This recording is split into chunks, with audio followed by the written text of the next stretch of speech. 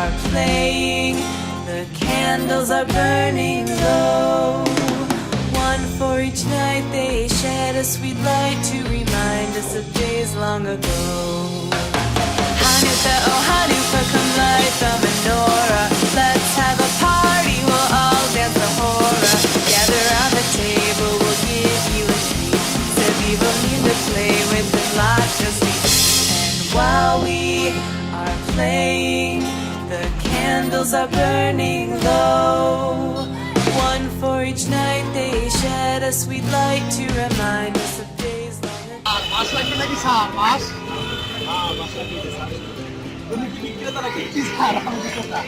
আচ্ছা আমার বেশ কিছু বাঁশ লাগবে। হ্যাঁ কিরকম মাছ লাগবে স্যার?